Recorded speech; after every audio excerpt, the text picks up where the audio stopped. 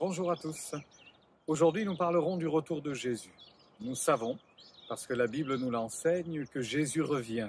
Et c'est là notre espérance, bien évidemment. Nous sommes tellement heureux de savoir que Jésus revient. Maintenant, la question que beaucoup se posent, et faut-il se la poser d'ailleurs, c'est quand est-ce que Jésus va revenir? Et à cette question, eh bien, nous avons la réponse dans la parole de Dieu, dans le livre des Actes, où précisément, les disciples ont dit à Jésus, mais quand est-ce que tu reviens? À quel moment reviendras-tu? Est-ce que lorsque tu reviendras, tu rétabliras le fameux royaume d'Israël? Et la réponse de Jésus a été très simple. Ce n'est pas à vous de connaître les temps et les moments. Et dans le fond, nous n'avons pas, nous, raisonnablement, à nous poser la question, mais Jésus, quand vas-tu revenir? Parce que nous savons qu'il va revenir. La vraie question et les questions qu'il faut se poser, c'est, en attendant son retour, comment vivons-nous notre foi? Comment partageons-nous l'Évangile?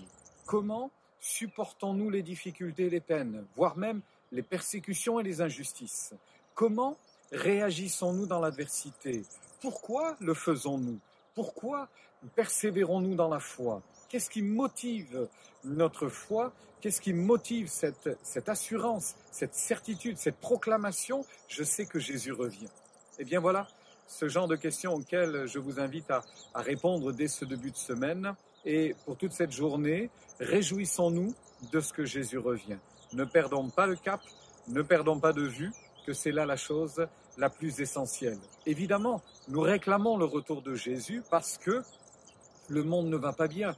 Nous voyons tellement de heurts, tellement de douleurs, tellement de peines. Parlons ne serait-ce que des guerres. C'est dramatique. Quand la parole de Dieu nous invite à prier pour la paix, ce n'est pas en vain.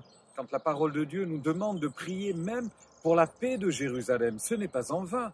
Quand la parole de Dieu nous invite à être en paix les uns avec les autres, autant que cela soit possible, soyez en paix avec tous les hommes.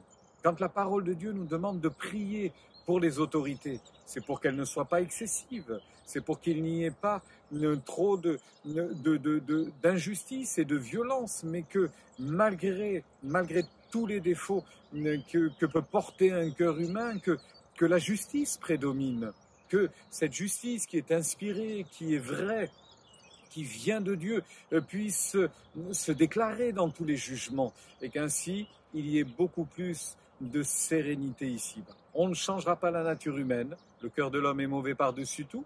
Qui peut le sonder d'ailleurs, qui peut le connaître? Nous savons que, parce que la parole de Dieu nous l'enseigne, que Dieu a tracé des voies droites et que nous avons cherché des chemins détournés. Quoi qu'il en soit, nous avons aujourd'hui cette belle espérance. Je sais que Jésus revient et je veux appliquer toute ma vie aux principes de l'Évangile. Je veux appliquer toutes mes forces, je veux appliquer tout mon être, tendre de toutes mes forces vers la sainteté, vers la droiture, vers tout ce qui est vrai, tout ce qui est juste, tout ce qui est honorable, et que tout ceci soit l'objet de mes pensées.